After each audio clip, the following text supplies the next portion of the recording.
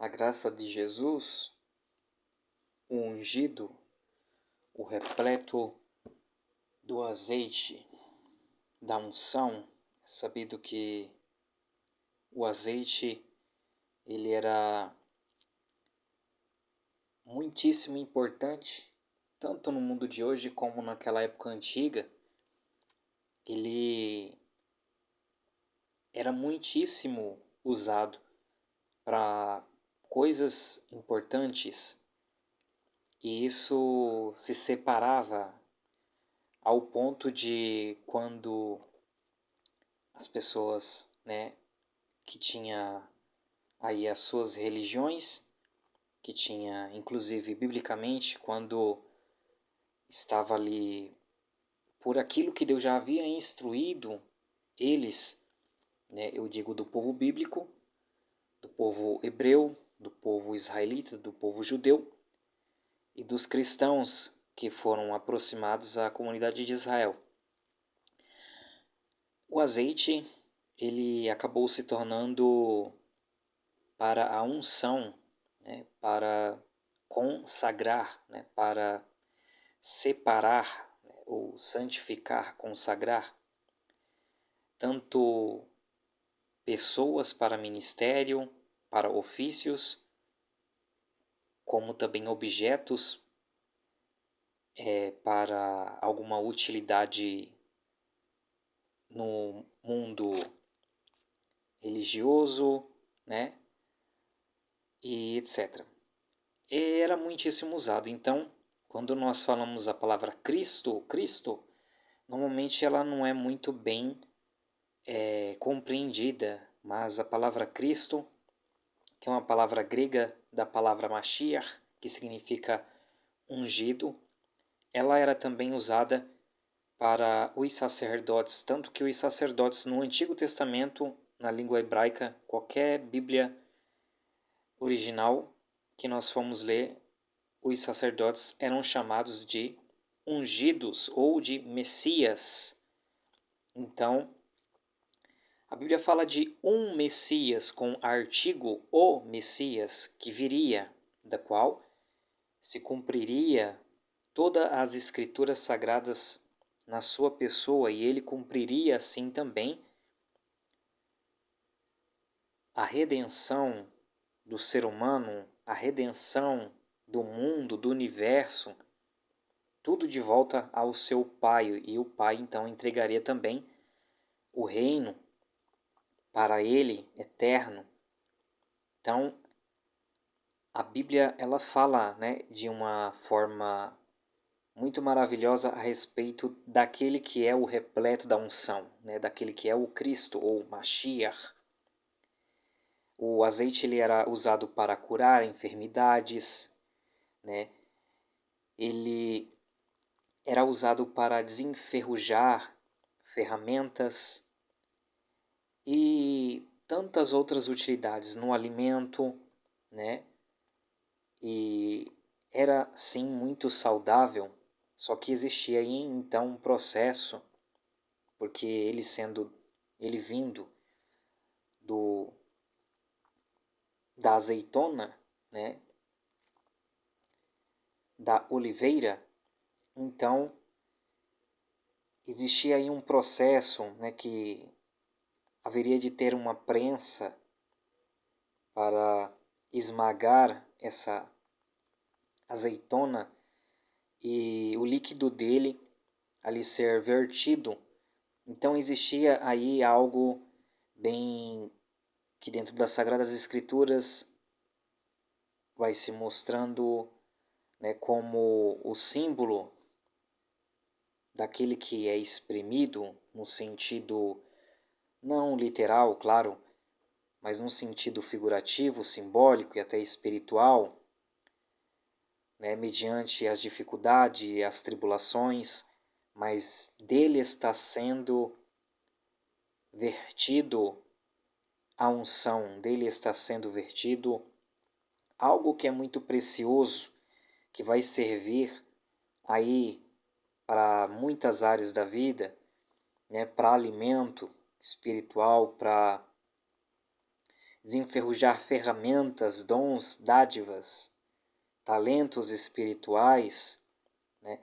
Ou seja, a unção de Deus, o azeite espiritual de Deus que é real, ele é sentido, ele é algo muito importante quando a Bíblia fala a respeito de algo do mundo físico.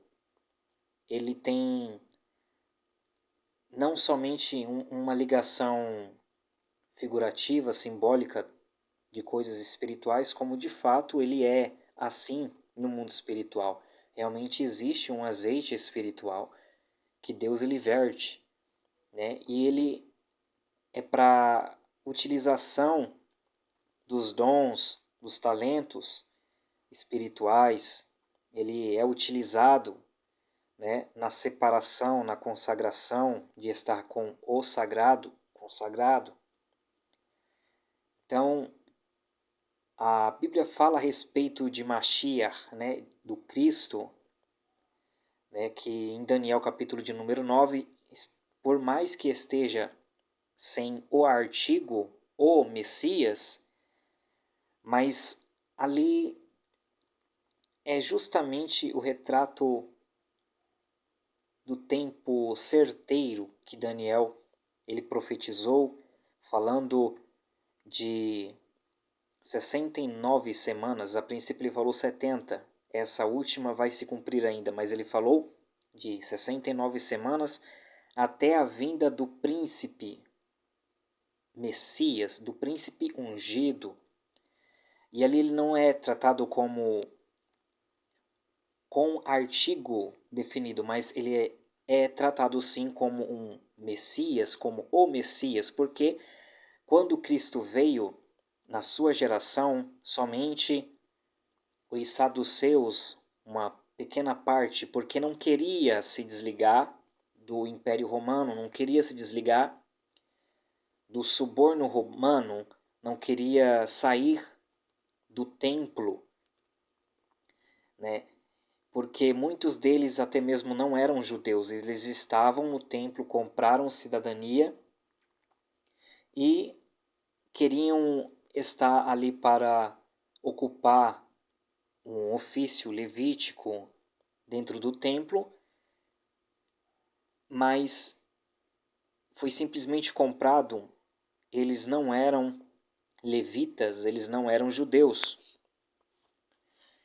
E a história conta a respeito disso, que também alguns das autoridades, tanto religiosas como políticas da época de Cristo, não aceitavam a Jesus devido à inveja, devido ao medo de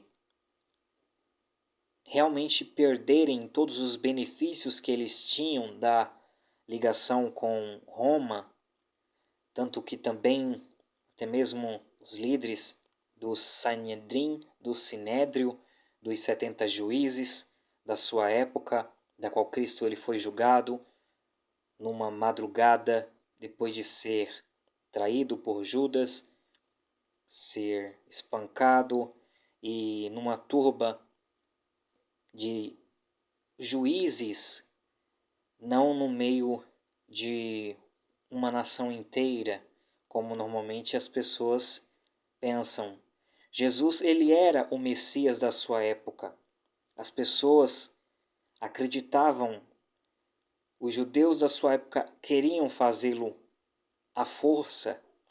Muitas das vezes Jesus como o rei Messias, mas Jesus ele sabia que não era o seu tempo, que ele tinha que padecer e que então ele seria rejeitado porque as autoridades políticas e religiosas elas comprariam tanto os soldados romanos na sua ressurreição, como que também aquela geração ia ser proibida, a geração futura e as demais, de ouvir falar de Jesus. Então, era isso que era promulgado.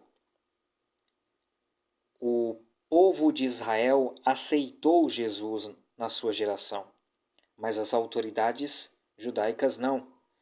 Quando Cristo ele estava, por exemplo, para ser condenado perante Pilatos, perante um governador romano, quando também ele ia perante Herodes, governador judeu, quando ele estava perante as autoridades, Anás e Caifás, no Sinédrio,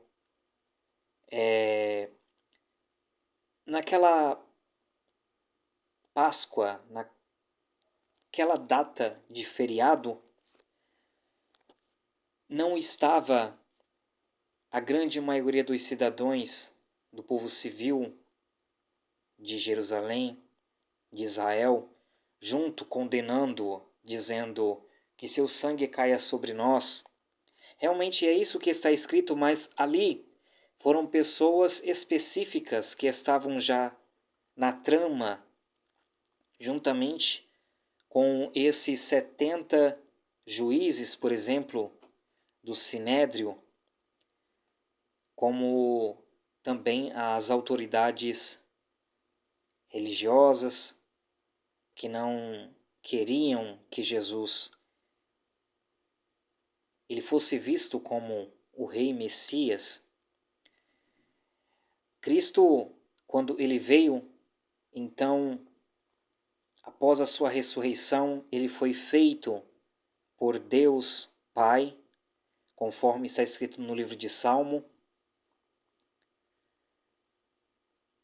um sumo sacerdote, segundo a linhagem, a ordem, não levítica, mas de Melquisedeque. Então, ele acabou por interceder junto ao Pai por todos os gentios, por todos nós, até mesmo os judeus, que aos poucos foram ficando cegos, conforme a profecia de Isaías já falava, para que fiquem cegos e não possam ver.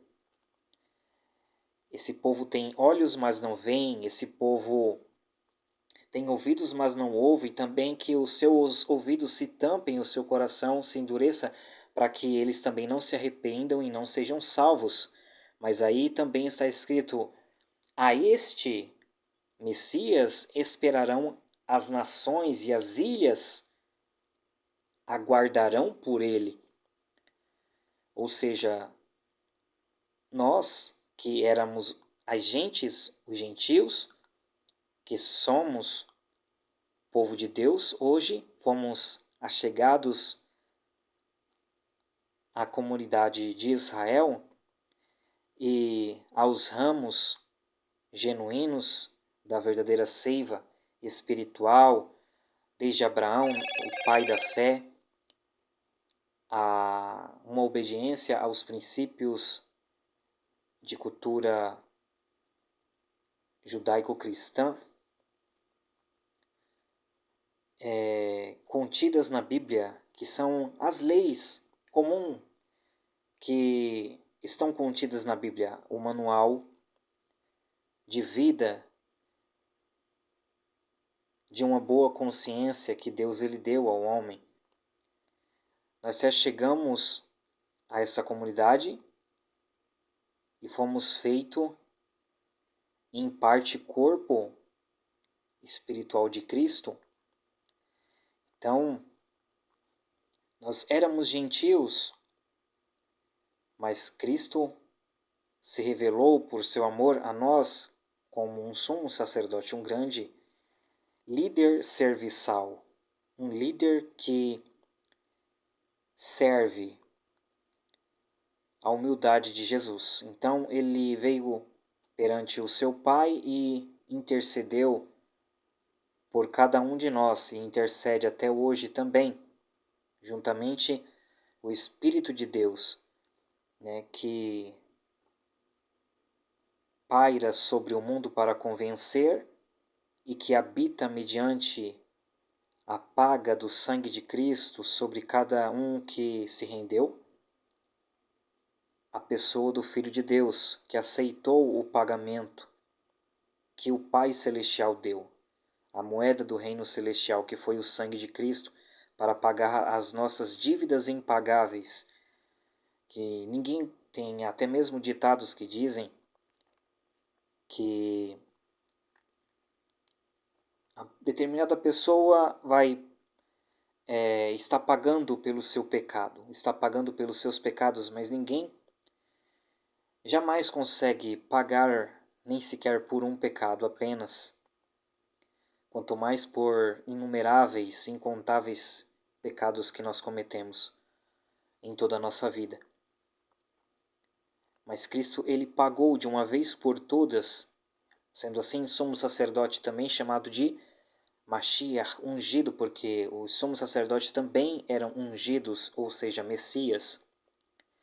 Não somente os sacerdotes comumente na Bíblia chamados de Messias, como também os reis que eram ungidos, como que também os próprios profetas que ungiam outros profetas, sucessores, como que também quando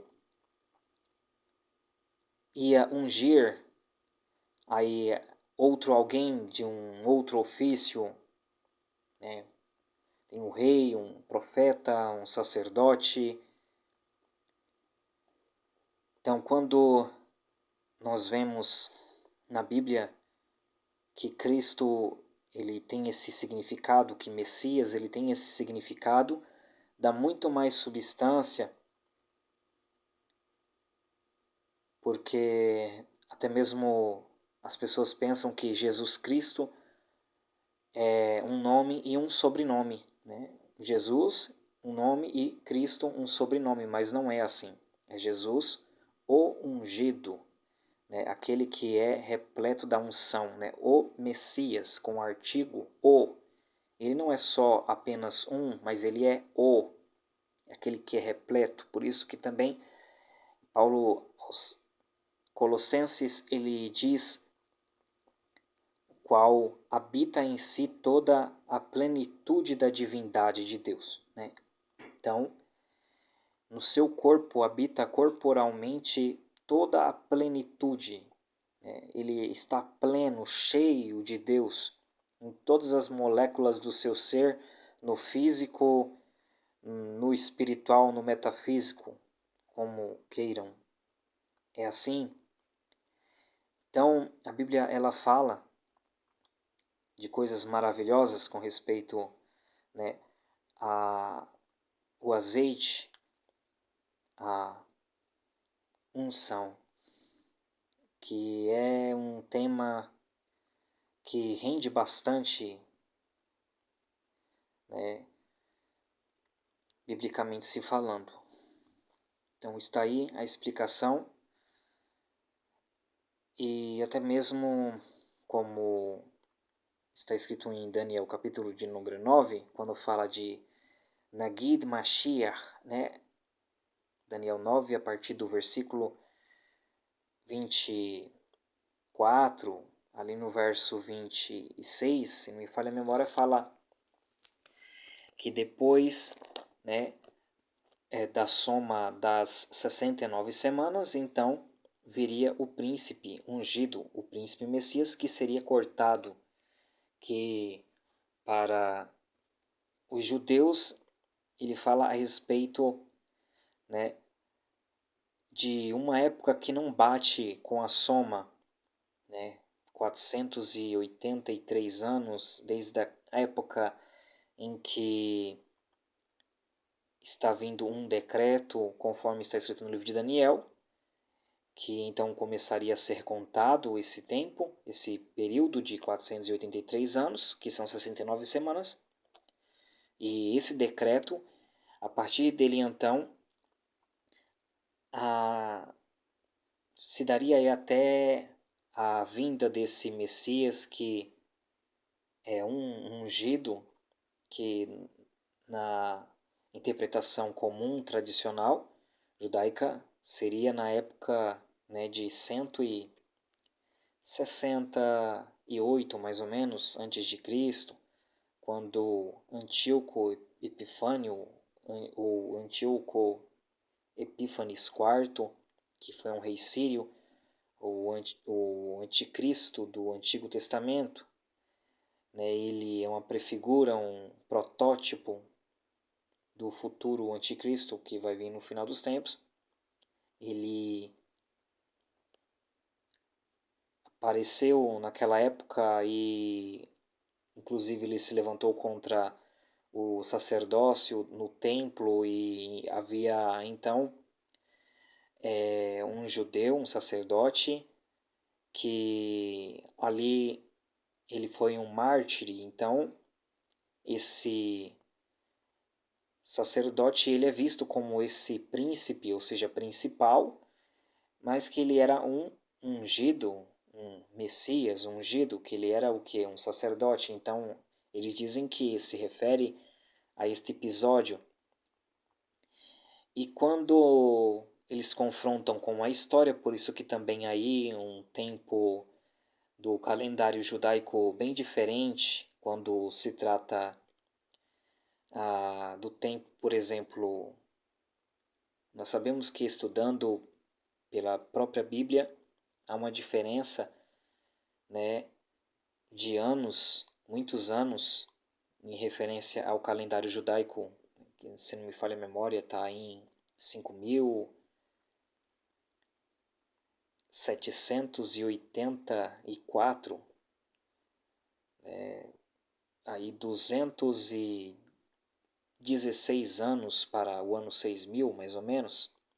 Mas há aí uma diferença sim de pelo menos 200 anos que foi cortado propositalmente, né? Haja vista também que essa profecia de 483 anos de Daniel, até a vinda do Cristo, o Messias, essa profecia é nítido, estudando, que houve um corte de muitos anos, de centena e de anos, para tentar encaixar, né, com este príncipe Messias, se referindo a esse sacerdote, se não me falha a memória, por nome de Onias, da época aí Seleucida grega, né, do Império Seleucida, que foi dominante sobre o Ptolomaico e conseguiu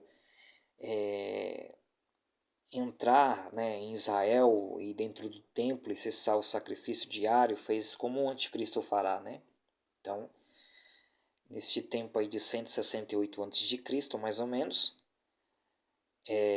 os judeus, normalmente, essa interpretação tradicional, ela diz que se refere a esse tempo, só que quando nós vamos ver pela história de fato e de verdade, né, tem uma diferença muito grande, uma diferença aí de pelo menos quase 200 anos, porque de 168 anos antes de Cristo até o ano mais ou menos 27, que é quando Cristo ele vai vir, ele vai se batizar e ele vai ter ainda o seu ministério de 3 anos e meio para mais ou menos aí o ano 30 ou 31, alguma coisa assim, depois de Cristo, que é quando ele morre. Então realmente aí vai se cumprir a profecia de Daniel no capítulo de número 9, versículos aí do 24 ao 27, quando fala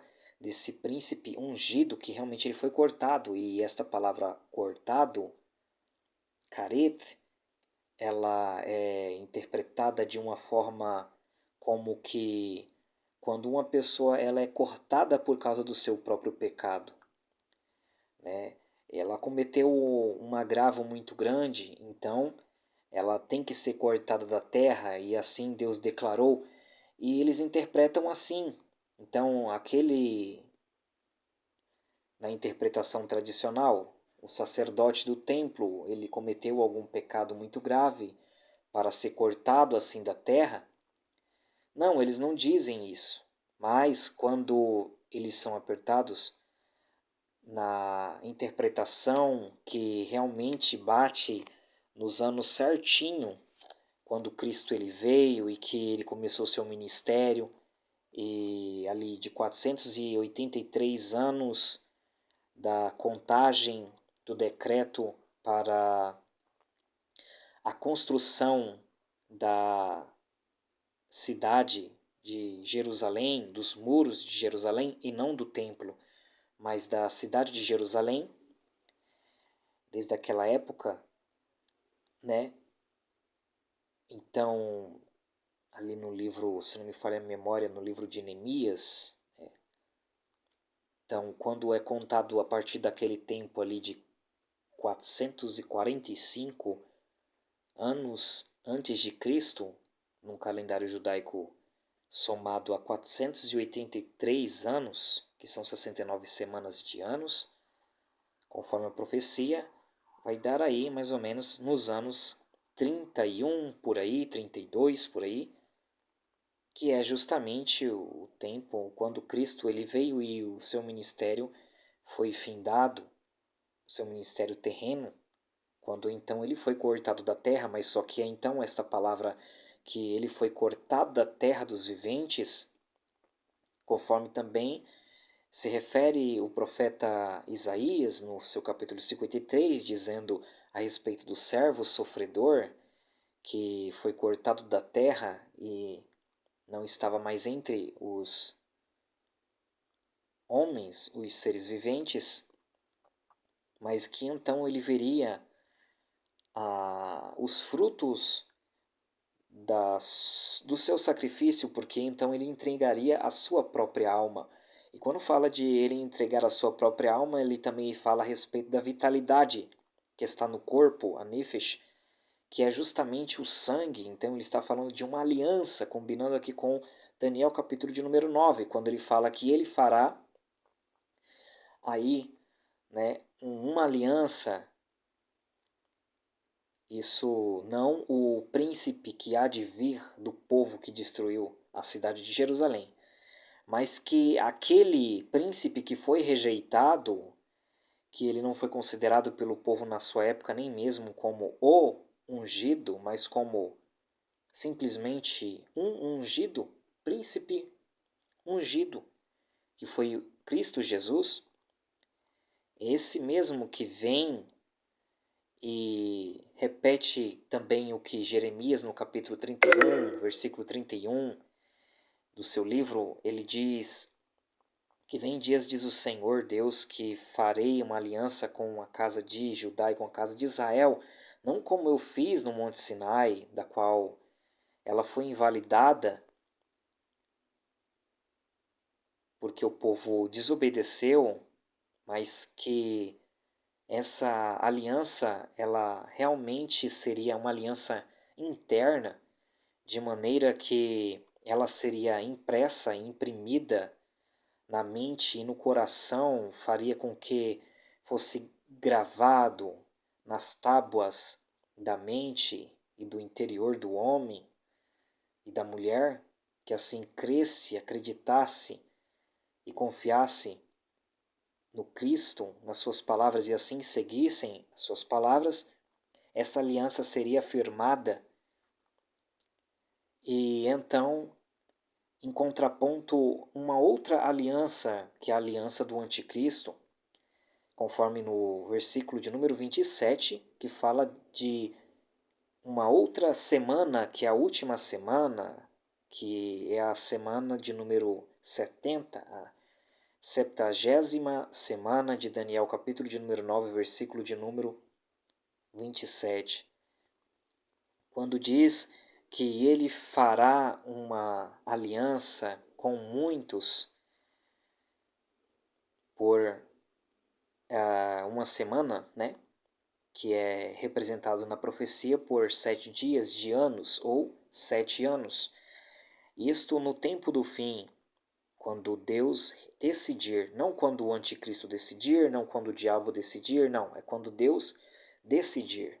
É por isso que no livro de 2 Tessalonicenses, capítulo de número 2, fala a respeito de um mistério, que é o mistério de Cristo, que também é chamado de mistério de justiça, da qual a igreja ela está unida, ela está cumprindo, e Paulo ele vem dizer que existe também o mistério da injustiça que opera, do qual ele se refere ao homem iníquo, ou homem da iniquidade, ou seja, o homem que despreza a lei, é o homem da iniquidade, é o homem que despreza as leis de Deus, né?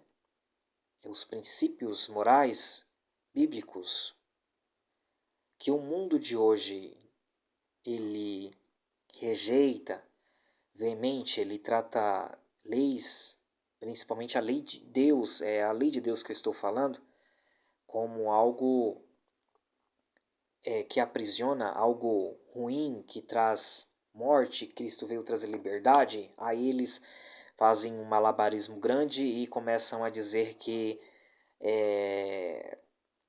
existe um sinônimo entre liberdade e libertinagem. Então eles começam a viver uma vida libertina, totalmente cheia de pecado, de iniquidade. É aí, né, a verdadeira apostasia da fé. Mas a Bíblia mesmo diz que existe um que detém,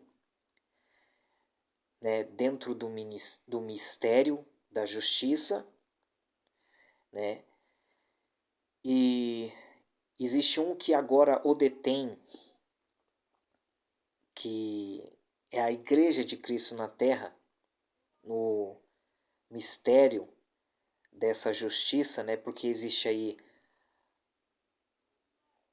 um mistério de Cristo,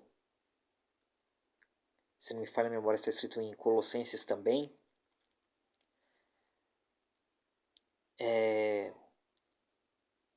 da qual fala que o mistério de Cristo é o mistério da glória de Deus, o mistério da justiça, né, qual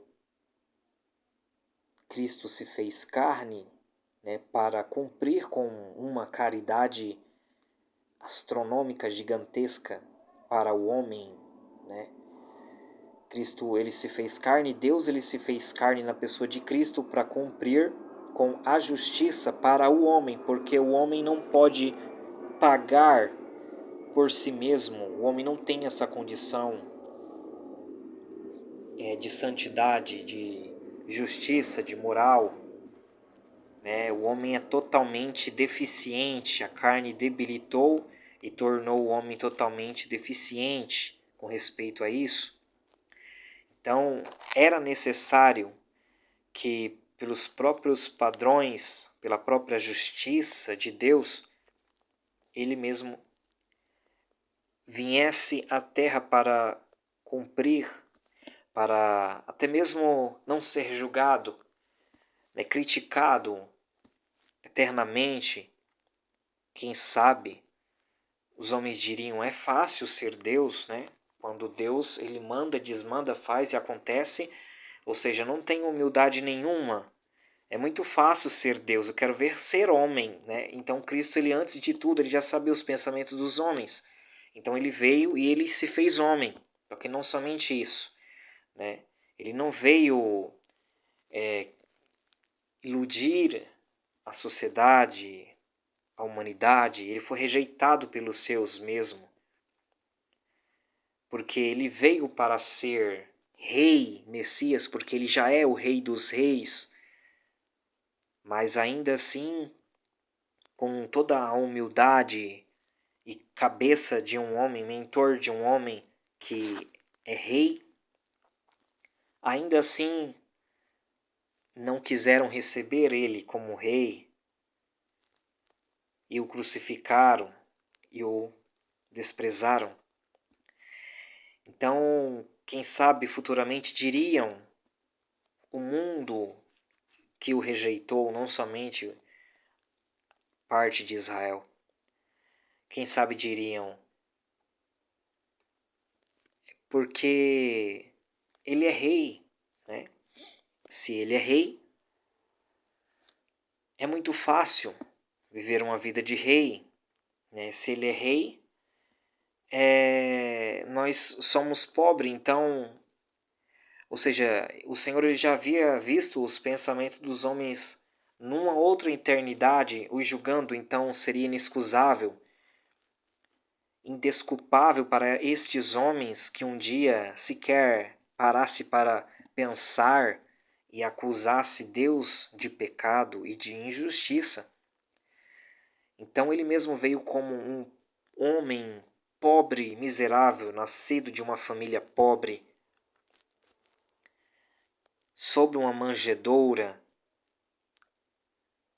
um homem que foi crescendo e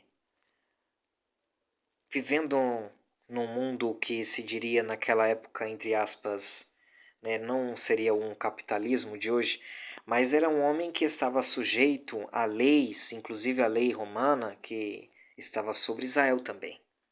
Então, ele tinha que pagar impostos, né? Ele trabalhava, tinha moeda de Israel naquela época, ele estava debaixo de um governo judaico e tudo mais. Então, ele veio humildemente, realmente com toda a humildade, porque quem ele era e quem ele se tornou para mostrar uma disciplina, para mostrar um exemplo, uma maneira de proceder no meio da humanidade.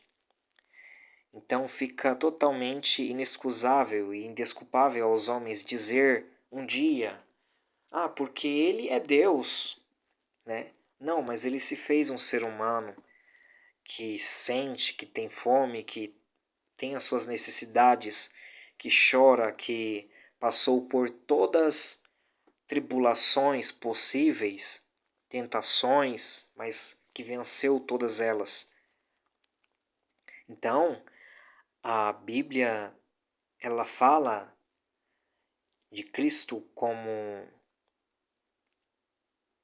um homem comum, mas que perante Deus, o seu Pai, a sua sujeição, abnegação, humildade, procedência, torna ele um homem de verdade, um homem conforme também quando, por exemplo, Deus ele permite que Moisés está ali com seu sogro Jetro e Jetro observando o pesar da responsabilidade sobre Moisés diz: Moisés, não é bom que você coloque cabeças, homens capazes, homens chefiando, liderando 100, 50, para que a tua carga diminua. Então, ali então a Bíblia fala homens capazes, né? Homens que não sejam avarentos, que não sejam invejosos, cobiçosos, homens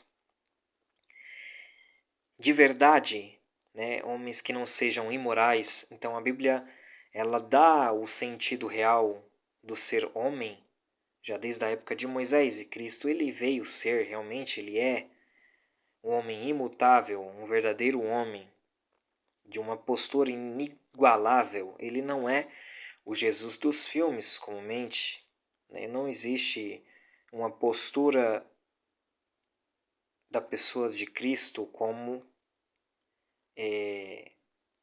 ele é ali nos filmes. Não é bem daquela forma. Então a Bíblia ela fala de tudo, de como é que a exemplo Cristo ele deixa isso um exemplo para os homens, para as mulheres, das atitudes, do proceder de obediência. E ele diz: aprendei de mim que sou manso e humilde de coração, e achareis para vós alívio, descanso para a vossa alma. Então, ele está falando ali todo de um contexto que Daniel, capítulo de número 9, esse príncipe ungido, ele vai ser cortado da terra dos viventes. E então o texto ele vai ir há muito tempo à frente, ele vai dizer, e até o fim haverá desolações, guerras estão determinadas até o fim. É isso que está acontecendo até o tempo do fim. Já se passou aí 2000 anos praticamente, e o que está acontecendo no mundo? O Estado de Israel voltou para se cumprir mais uma profecia bíblica, conforme está escrito no livro de Isaías, e também conforme está escrito no livro de Zacarias, de que Jerusalém também seria estabelecida no seu lugar, novamente. E isto bate de frente com muitas interpretações com o tempo que foi se passando da igreja, e muitos da igreja que durante quase esses 2000 anos já não criam no restabelecimento do Estado de Israel, que interpretavam tudo isso espiritualmente, todas essas profecias que se falavam a respeito de Israel, eles interpretavam espiritualmente para a própria igreja, quando não faz o menor sentido. Então, a Bíblia ela fala desses assuntos, e que então, no tempo do fim, esse príncipe que há de vir, ele faria uma aliança com muitos por 7 anos, o que nos faz pensar sobre que tipo de aliança que ele faria com muitos, se esse Soten Mashiach, ou seja, esse opositor ao Cristo, que é o anticristo, ele faz algo que é antagônico ou que é imitação daquilo que Cristo ele também fez. Cristo ele fez uma aliança no seu sangue. Cristo, ele, como mesmo fala, né, na ceia, no dia de Pêssar, no dia de Páscoa, no dia da passagem, refletindo a época do Egito, do cordeiro que tinha que ser imolado e o sangue passado nos umbrais das portas dos israelitas, para que a morte, quando passasse, ou seja, quando o anjo da morte passasse pelas suas casas, não tocassem nos primogênitos. Então, essa passagem de Páscoa, passagem de Pêssar, da qual o anjo da morte pulava aquela casa quando via a marca do sangue, fala justamente desse sangue também do Cordeiro de Deus que tira o pecado do mundo, da qual a Bíblia fala que quando uma mulher que é santificada, por exemplo, o seu esposo também vai sendo santificado, mesmo que ele não seja crente, mas ele vai sendo separado, consagrado de certa forma pelo convívio, e que também os filhos que já seriam filhos de uma procedência de um pecado, mas agora não, devido ela ser santa, agora também os seus filhos também são santos. Isso é algo extraordinário, porque fala de uma família no reino. Então, quando nós vemos isso de certa forma, no sentido da separação e não da justificação, mas no sentido da separação das coisas do mundo, a Bíblia ela fala aí também desse antagonismo, dessa parte, dessa aliança que Cristo fez, mas que tem uma outra aliança, que é a aliança que o anticristo ele vai fazer, que também ele está sendo chamado de príncipe ali. É sabido que Cristo ele não veio como um príncipe, né? Mas nós sabemos que ele é o príncipe da paz, conforme está escrito no livro de Isaías. Mas ele não veio de uma casa real. Mas a Bíblia nos diz que tem este outro príncipe, que ele faz então uma aliança com muitos.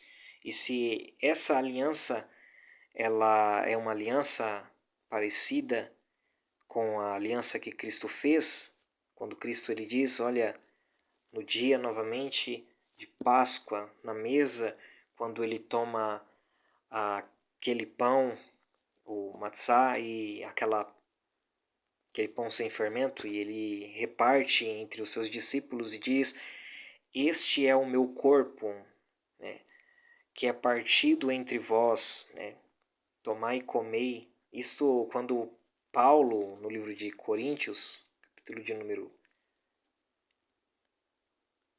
11, 15, se não me falha a memória, quando ele fala a respeito da ceia do Senhor. Quando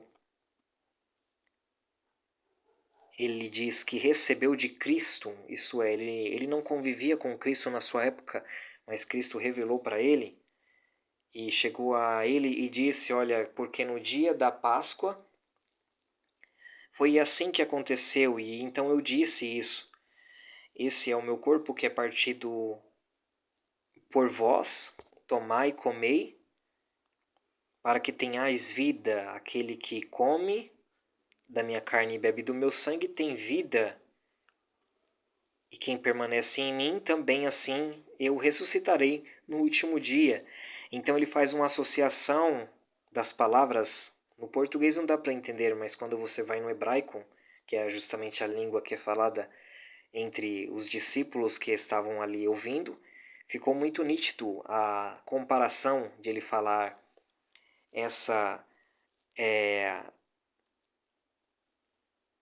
esse é um evangelho, praticamente, quando ele fala: essa é a minha carne que é partida entre vós, o meu corpo que é partido entre vós.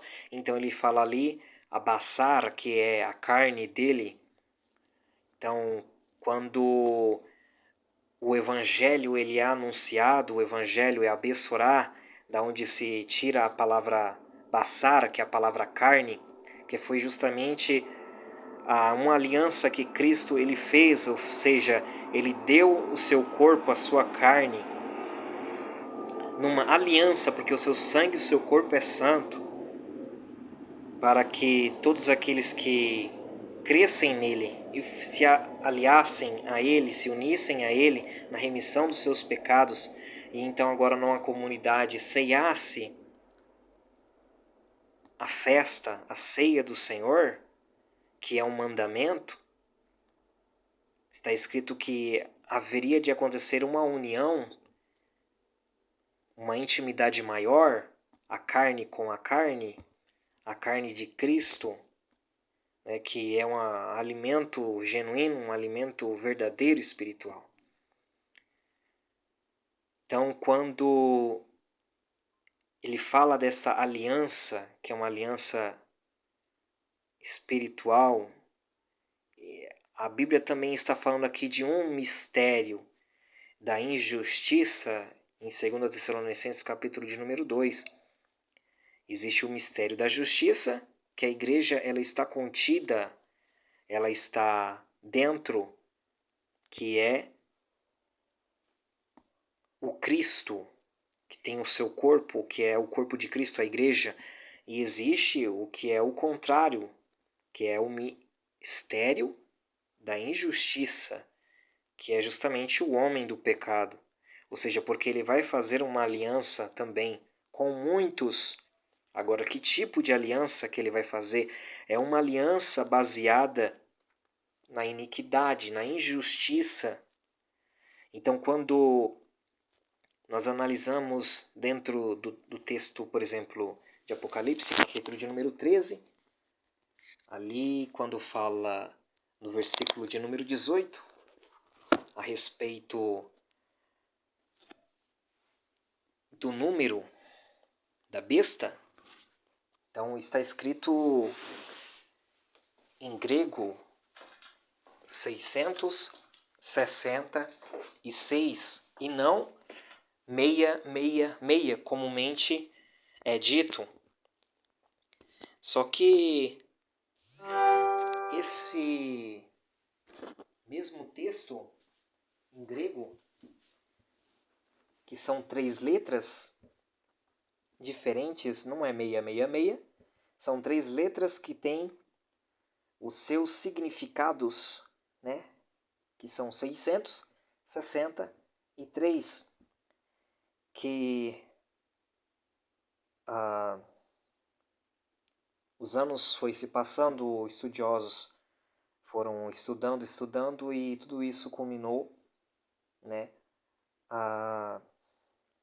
numa revelação que faz muito sentido quando comparado a letras que são postas, né, por uma religião, por exemplo,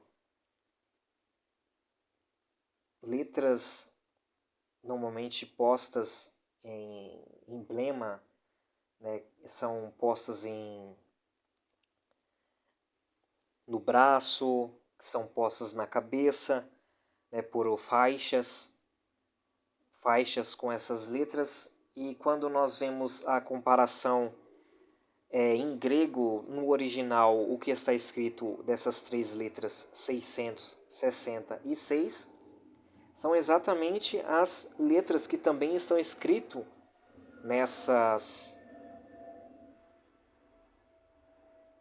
nessas bandanas, né, que são como se fosse umas faixas que são postas na testa e que são postas também nos braços. Só que o interessante do livro do Apocalipse, isso eu me refiro ao que é chamado no extremismo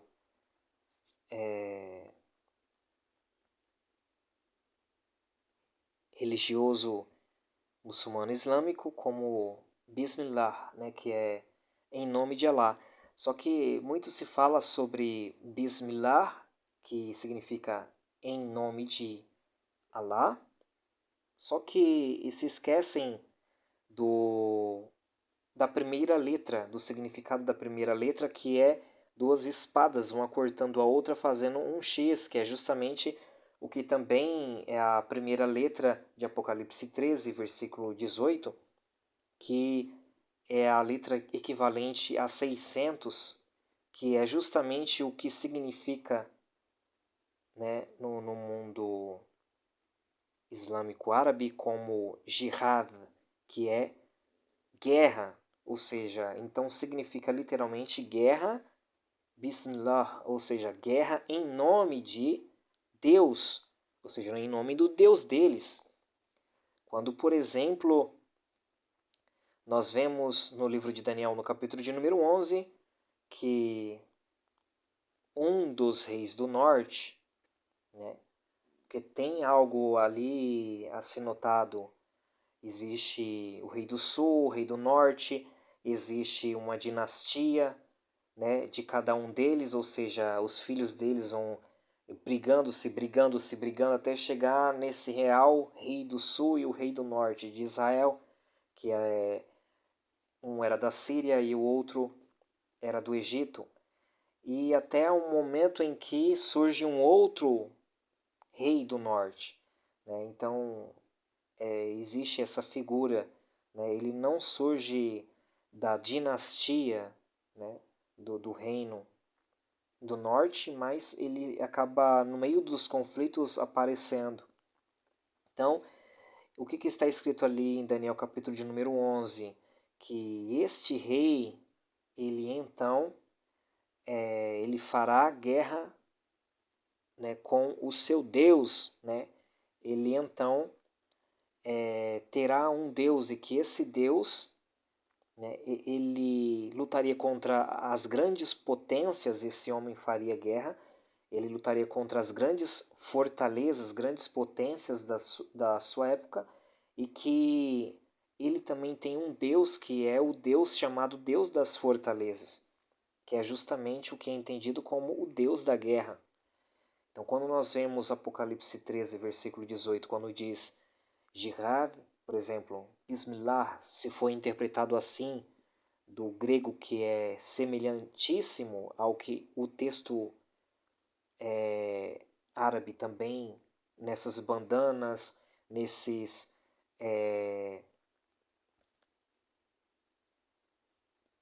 confissões de fé, né, do extremismo do mundo árabe islâmico, né, da religião islâmica, né, porque nem todo árabe ele chega a ser um muçulmano, um islâmico, até mesmo extremista. Mas nós observamos que tudo isso faz sentido quando que, por exemplo, nós vemos no texto grego também de Apocalipse que a palavra para a marca é justamente a palavra charagma, que significa uma marca sobre, por cima da pele. Ou seja, é algo visível sobre a pele, né? Ela não é subcutânea, ela não é por debaixo da pele, da carne.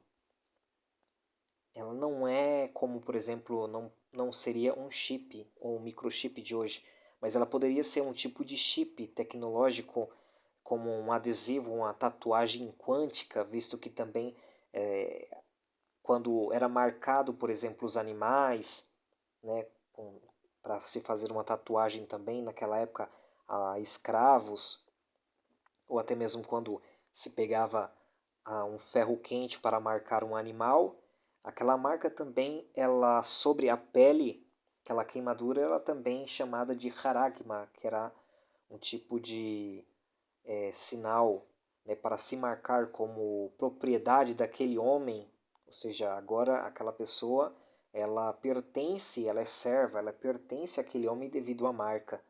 Isso também quando era se pegado uma estaca, né, e se fazia, por exemplo, uma cerca, ou se colocava uma estaca na terra para marcar território, uma propriedade de um dono.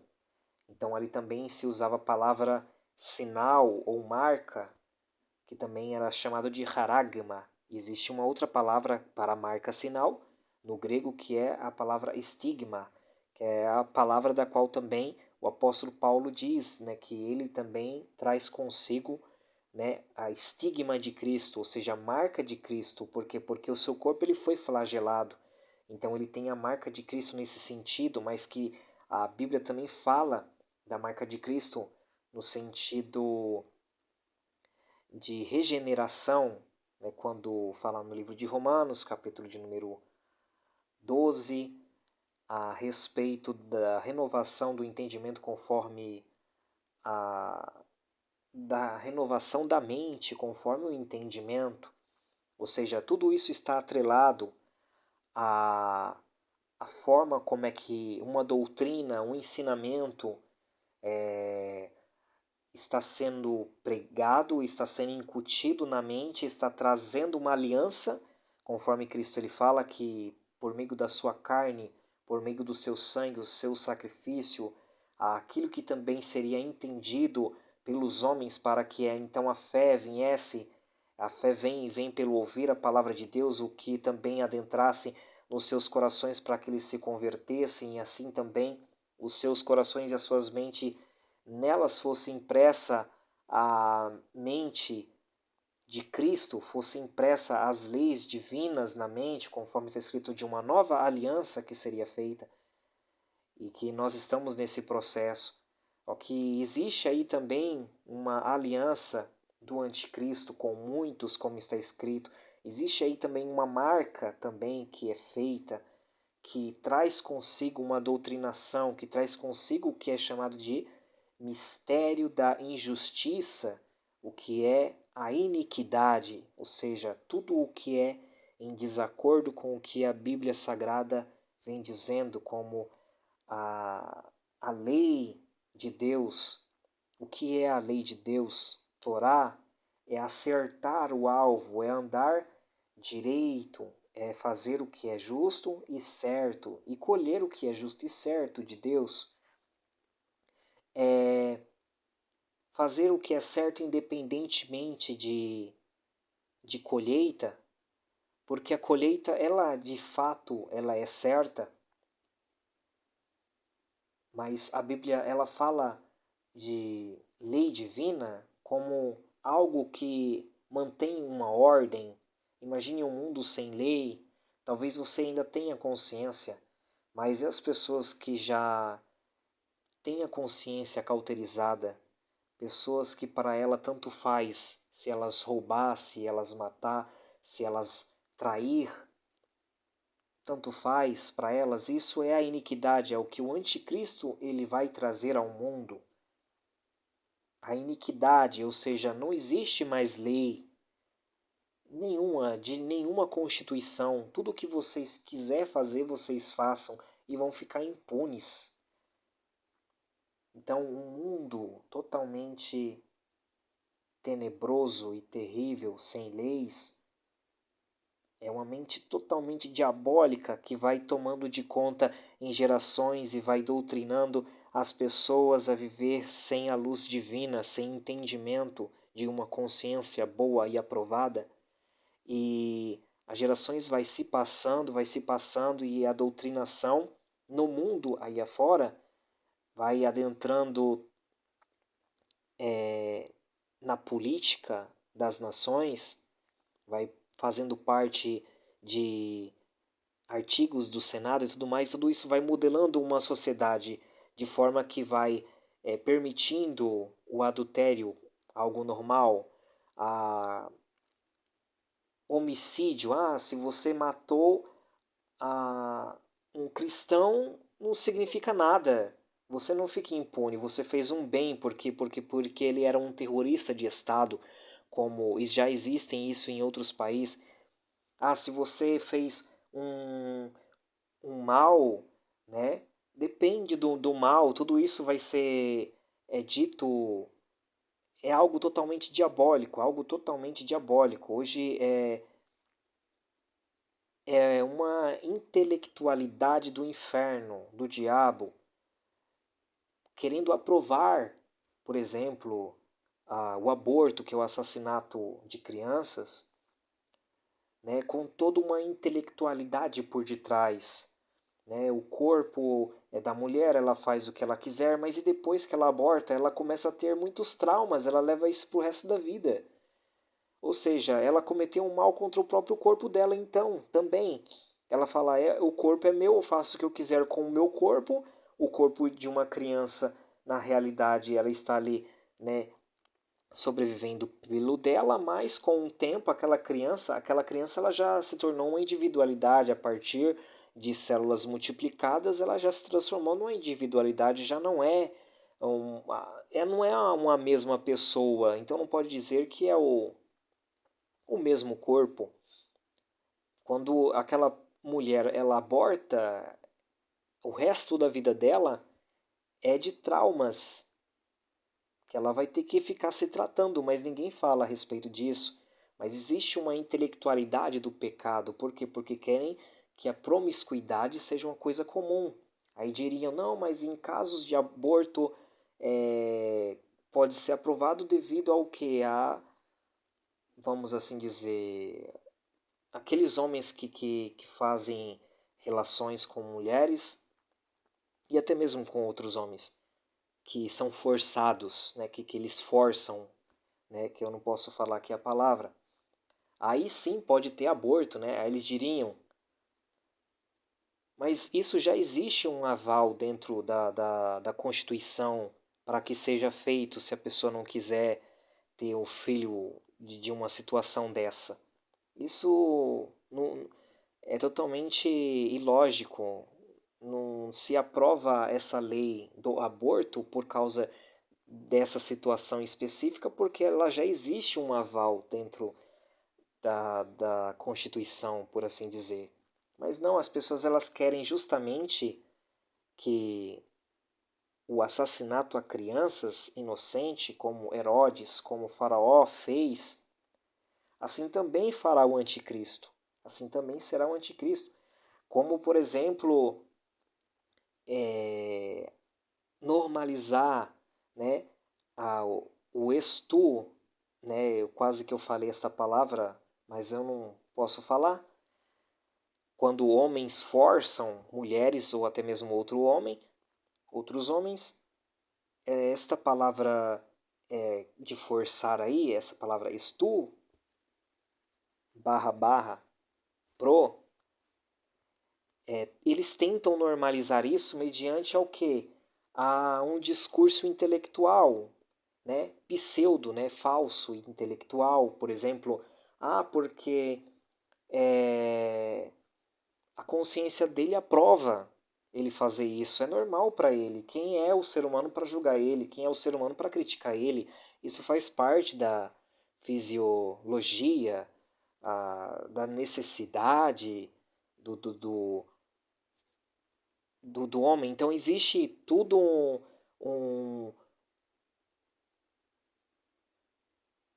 um discurso intelectual do inferno, do diabo, para tentar aprovar isso. O roubo deveria ser permitido porque nós já vivemos no meio de uma sociedade onde que é o político roubando o cidadão de bem, o cidadão de bem luta para até mesmo trabalhar e não consegue nem mesmo uma vaga em algum lugar, não consegue trabalhar e ele precisa do dele também. Então se ele ir lá e roubar, também ele está roubando como também um político rouba e como também outras pessoas estão fazendo por aí à solta. Então tudo é um discurso do inferno, de uma pseudo-intelectualidade, de uma falsa ideologia intelectual para se aprovar justamente a iniquidade, ou seja, o desprezo à lei de Deus que diz não furtarás, não roubarás, não assassinarás, não matarás. Então, e dentro de tudo isso vai se surgindo tanto de situações, né, aonde que quem está sendo favorecido é quem cometeu crimes, que está agora muitas vezes na cadeia e lá ele recebe sem trabalhar e, e recebe às vezes até mais do que alguém que está todo o dia num serviço, numa fábrica, numa empresa, em algum lugar trabalhando para pagar os seus impostos, para pagar as suas contas e tudo mais, para ajudar a acudir o necessitado, a sua própria família. Então, a Bíblia ela fala aí de uma aliança do diabo, que é justamente a aliança do anticristo, a aliança que ele fará com muitos. É por isso que não vai haver perdão para quem ter a marca da besta. Por quê? Porque vai ser tudo uma coisa só, vai ser tudo incutido dentro desta aliança, desta marca.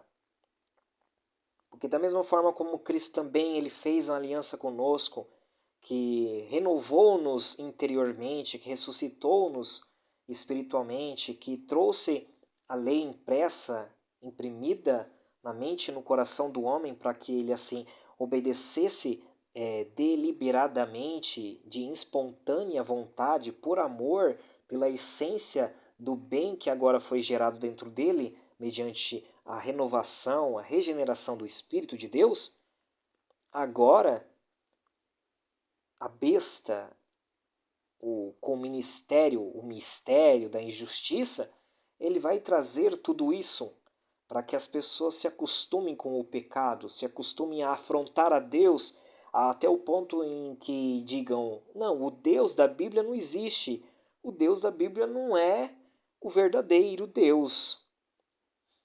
Então, dentro deste conceito, nós vemos, por exemplo, que é bem possível isso está atrelado futuramente ao dinheiro, dentro deste conceito amplo de uma política mundial, onde que, por exemplo, as pessoas tenham que comprar e vender, e isso está associado com tudo isso que já nos é visto hoje com respeito, por exemplo, à marca, o número, o nome da besta, né? Como é entendido do grego no árabe, que é algo muito semelhante, Jihad, Bismillah, né? Guerra em nome do Deus deles, né? Então nós vemos uma semelhança muito grande, que com certeza nada é por acaso, e que isto futuramente pode sim estar atrelado à marca da besta, inclusive algo que possa vir, por exemplo, ali do Oriente Médio, bem específico, por exemplo, quando nós vemos na Bíblia alguns trechos quando fala a respeito do reino de Salomão, que ele recebia 666 talentos de ouro dos reis e comerciantes da Arábia, né? Então nós vemos que, por exemplo, o Emirados Árabes Unidos tem os principados, né? Tem os países menores deles, juntamente com a Arábia Saudita, né? Que naquelas regiões ali era justamente da onde que vinha o ouro para Salomão, de um número que João ele é enfático em citar novamente, 666 talentos de ouro, né, que era muito ouro, era tonelada de ouro praticamente que vinha anual para Salomão no seu reinado, o que descreve algo muito semelhante ao que o anticristo vai ser e vai fazer. Ou seja, um dinheiro, digamos, 666, que é justamente sem aquele número, sem aquela marca, pelo qual alguém que não possua também não vai poder comprar e nem vender. Então está tudo atrelado. Nós vemos hoje, né, a medicina em Emirados Árabes Unidos, tatuagem quântica, né, vemos toda uma tecnologia muito grandiosa, né, algo que não causa dor, uma tatuagem quântica posta na pele, né, os médicos não precisam, a pessoa não precisa, o paciente não precisa estar indo direto no médico, o médico manda para ele, para a pessoa que possui, né, isto, não que eu esteja já dizendo que isso é a marca da besta, mas que pode ser algo muito semelhante, visto que a Bíblia fala que é haragma, ou seja, que é uma tatuagem, praticamente algo que é posto sobre a pele, que é marcado na pele, está visivelmente em cima, sobre a pele, que está atrelado ao dinheiro, que também tem algo num sentido também de trazer consigo uma doutrinação de conceitos, ideias, leis, princípios e tudo mais, que é a constituição da fé da pessoa praticamente, vamos assim dizer. E é justamente por causa disso que a Bíblia fala que quem pôr essa futura marca da besta, que ainda não foi revelado para nós,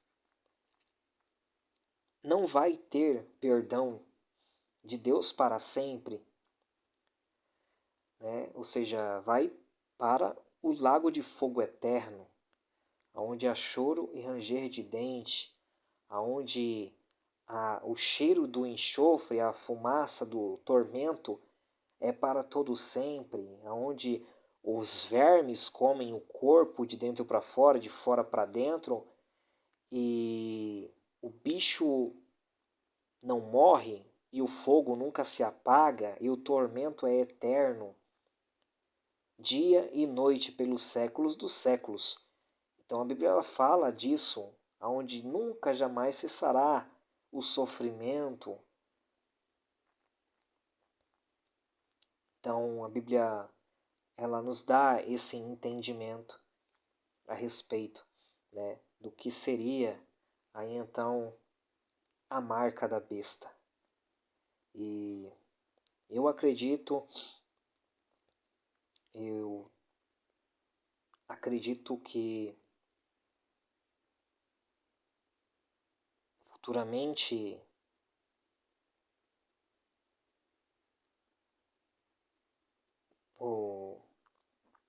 haverá aí acordo diplomático para que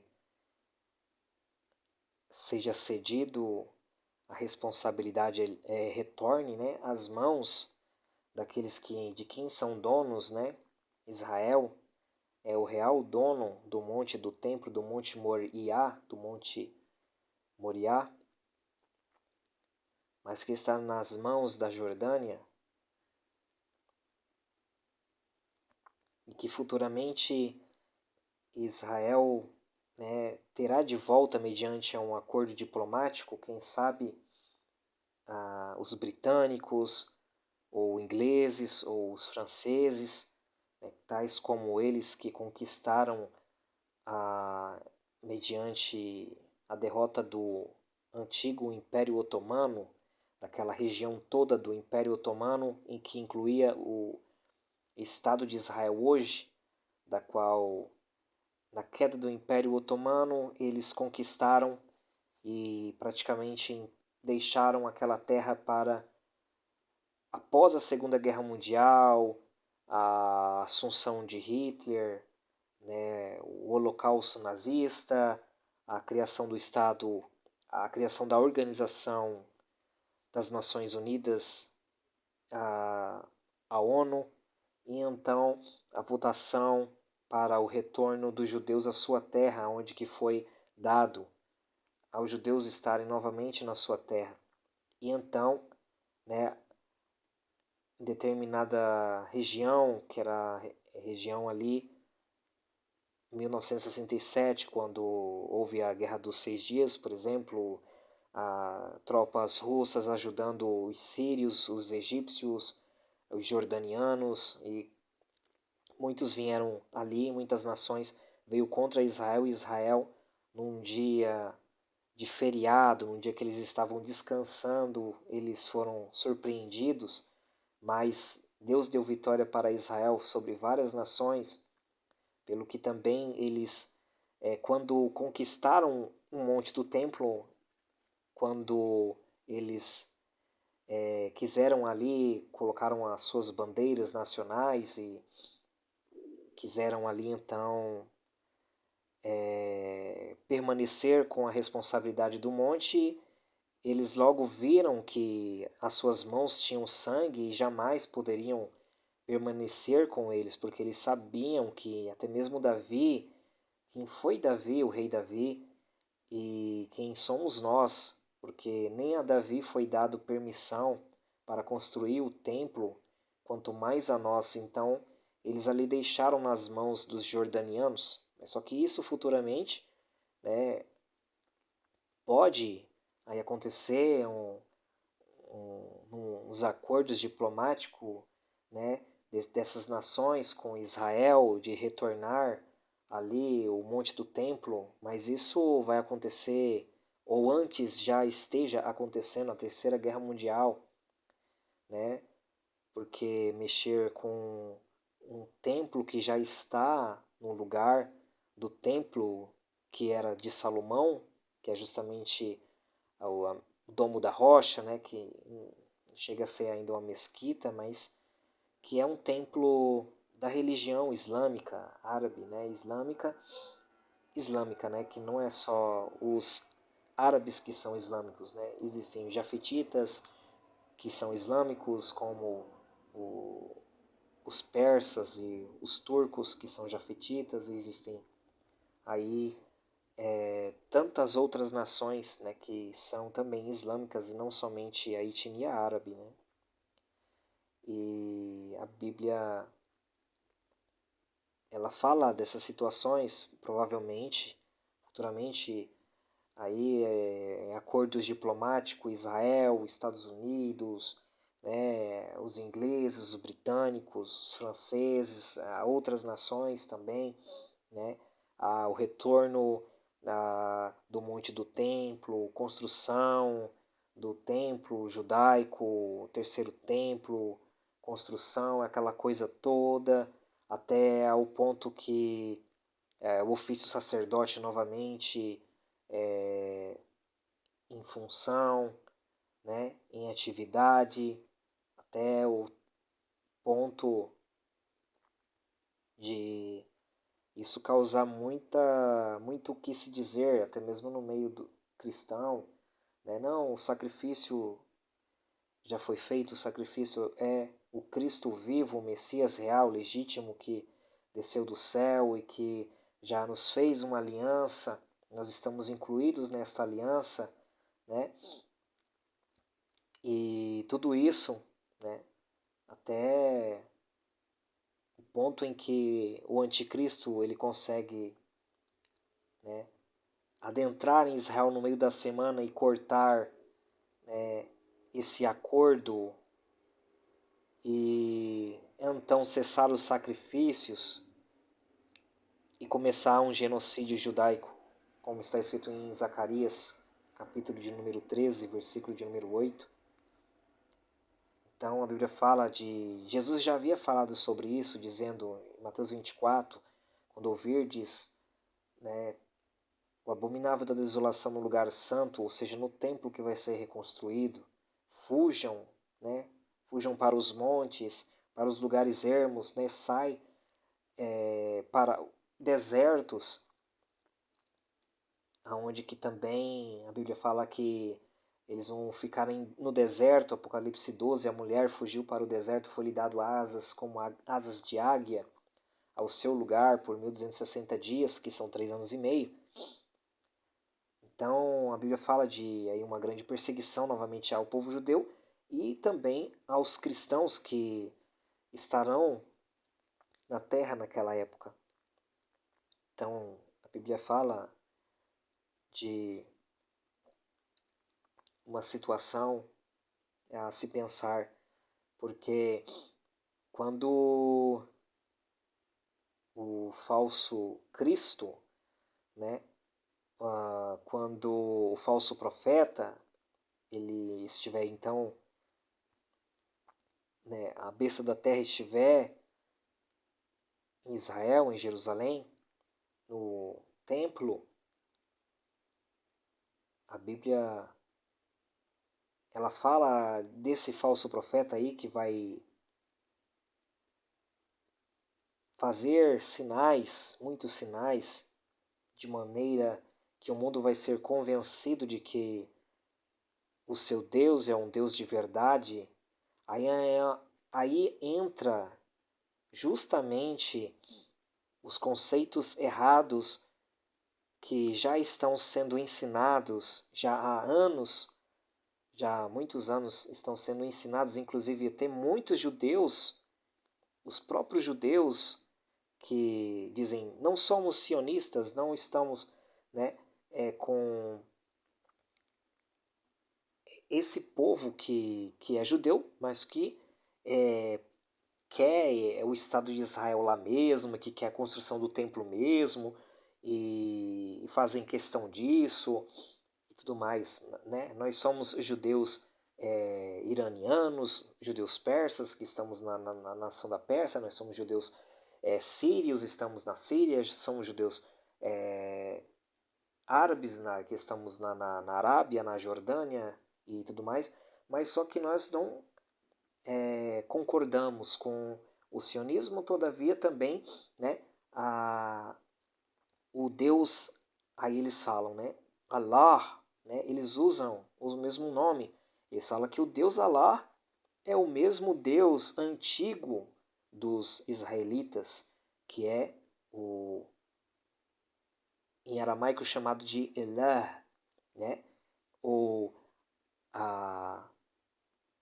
num aramaico mais ocidental seria o Allah, né, bem parecido, mas não é porque existe um L a mais no Allah, né, que é o Deus árabe, né, porque é justamente a junção, né, do artigo al, né, com o que se chamaria de Deus, né, que é Ilah. Então tem a junção de al e a junção de Ilah, né, que forma aí o nome o Deus, ou seja, Allah. Então eles dizem que esse nome ele seria, né, o mesmo Deus dos hebreus antigos, mas não é, porque até mesmo na gramática é perceptível que não é. Quanto mais também nas leis que não são iguais, nos princípios que não são iguais. Então, dentro deste conceito, quando o anticristo ele vir, né, quando nós falamos o anticristo, nós acaba falando sobre toda a besta, né? Fala dos 10 chifres, fala de várias personalidades, porque ele vai estar, né, culminando sobre tudo isso. Ele vai estar no topo de tudo isso, né? Os outros vão estar, às vezes, agindo de uma forma já há muito tempo, mas ele vai estar realmente ligado ali às questões do mandato, né, de leis, né, contra a Bíblia Sagrada, né, nas questões de constituição de leis, né, porque ele é o iníquo, ou seja, o homem sem lei. Ele vai estar arrancando as leis e os princípios divinos da terra, né? Enquanto o falso profeta ele vai estar pregando Deus, né? Pregando um Deus diferente, um Deus das fortalezas, um Deus da guerra, né? O que torna a teologia um pouco bem diferente entre o anticristo da besta do mar, né, e um anticristo da besta da terra, que também tem um falso profeta, né? Então, é algo que nós começamos a ver assim que parece ser até confuso quando nós analisamos que quem é que vai entrar dentro do templo, né? É o anticristo político ou é o falso profeta, né? Quem é que vai estar fazendo sinais e prodígios de maravilha? De mentira. Mas quem é que vai estar fazendo fogo descer do céu às vistas dos homens? Né? Então, tipo, tem algo a ser estudado aí.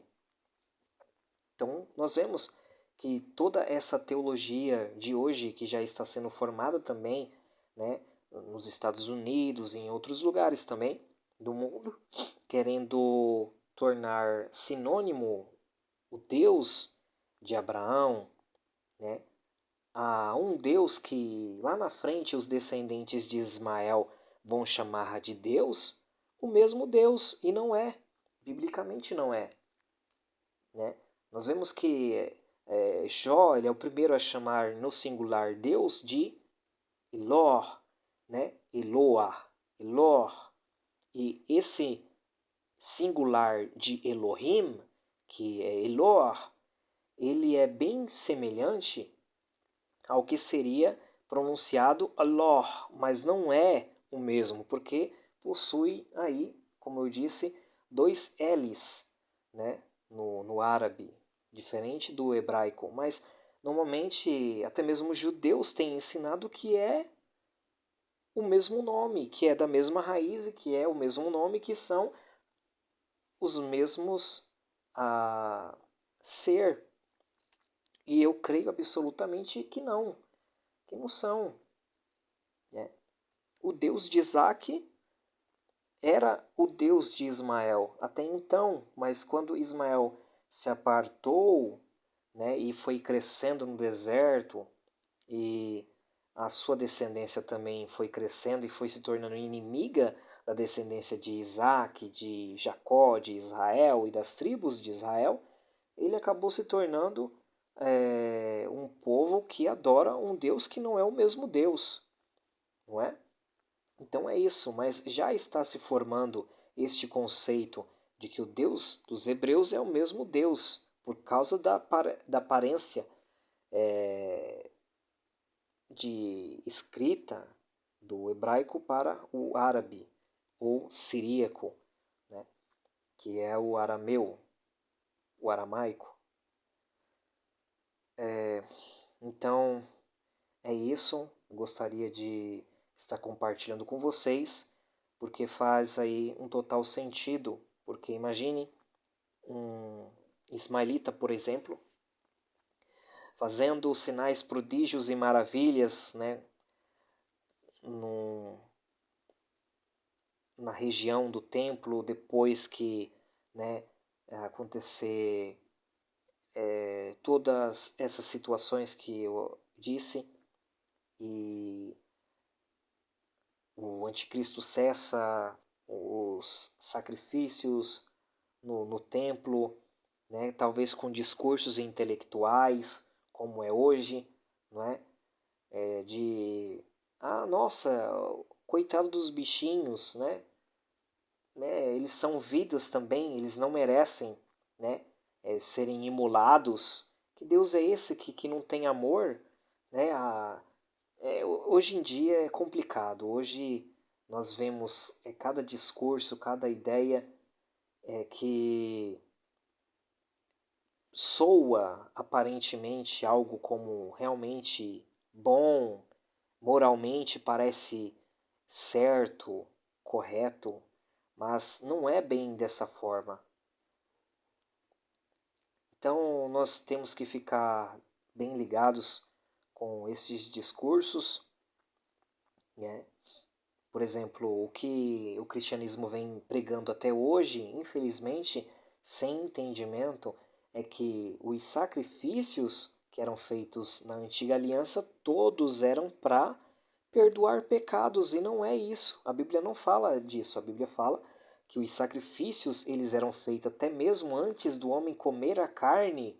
O homem ele não era carnívoro a princípio, mas, por exemplo, quando Abel ele fazia sacrifício, por exemplo, quando ele fez, porque ele não só fez sacrifício uma vez na vida, mas quando é aquele sacrifício específico que ele foi fazer, por exemplo, e que ele ofereceu o melhor, a gordura, as vísceras, né, o interior, né, do animal, o que era oferecido para Deus o melhor, a gordura, a parte mais carnuda, queimada em holocausto para Deus, né, as carcaças e tudo mais, ali naquela época eles nem comiam, eles jogavam, né, enterravam na terra mesmo para o quê?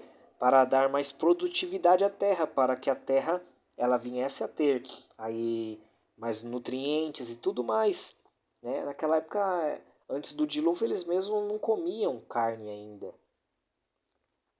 Então, nem sempre os sacrifícios eram feitos, né, em questão de se comer carne, porque a carne faz mal, existe aí cientificamente, né, pessoas dizendo isso, que a carne faz mal e etc. Mas existem nutrientes na carne, por exemplo, que não existem em nenhum outro alimento, não existe em nenhuma outra fruta, legume que seja. E isso, de certa forma, faz bem para nós, né? Então, tem tudo aí uma questão que já está sendo apregoada de certa forma para que as pessoas elas não tenham, né, a sua propriedade privada, elas não cultivem seus próprios alimentos, elas fiquem totalmente à mercê e ligadas a um sistema governamental, estatal, elas não tenham aí a sua própria carne, né, os seus próprios animais, e também não possam abater eles, né, porque isso seria considerado como um crime, né, no meio da humanidade, e tudo muito blá blá blá, ou seja, intelectual, que isso no futuro, né, faria com que o que acontecesse.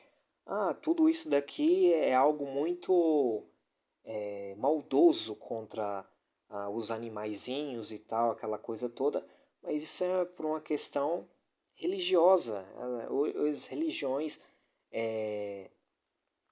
muitas religiões aí fazem isso normal, mas ninguém cai em cima. Por exemplo, né? Olha, existe, por exemplo, a questão dos sacrifícios pacíficos na Bíblia, por exemplo, ofertas de manjares, sacrifícios pacíficos, sacrifício, né, com respeito à questão da expiação, do perdão, né, de reconciliação e tudo mais, de gratidão também tem, né, ou seja, não só existia um sacrifício para perdoar pecados, até porque no livro de aos Hebreus está escrito que nem o sangue mesmo dos animais tem essa capacidade de perdoar o pecado, de tirar algum pecado. De certa forma, eles, com respeito aos utensílios, eles separavam no sacrifício, eles separavam aqueles utensílios com respeito à consagração. Né? Aquele sacrifício ali né? Ele vai ser um sacrifício voltado a pegar esses utensílios, que são os utensílios do templo, que vão ser usados somente no templo.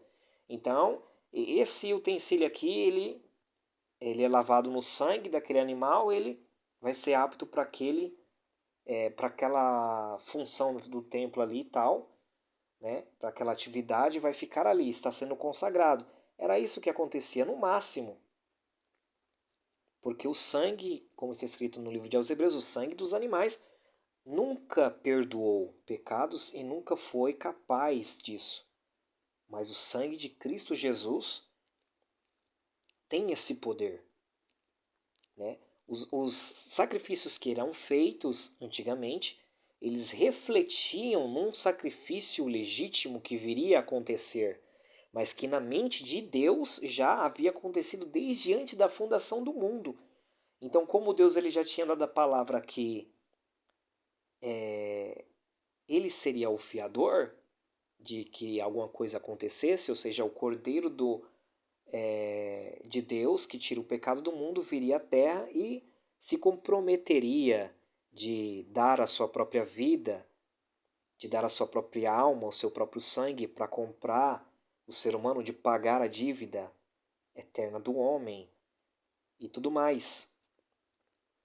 Ou seja, já havia acontecido na mente de Deus esse projeto se caso o ser humano falhasse e caísse. E foi o que aconteceu. Mas durante o processo, durante esses 4.000 anos de Adão até Cristo, antes mesmo, esses 4.000 anos de sacrifícios que aconteciam eram sacrifícios que refletiam o que Cristo faria. E é por isso que era imputado como fé para aqueles que crescem, ou seja, sempre foi a fé que salvou o povo.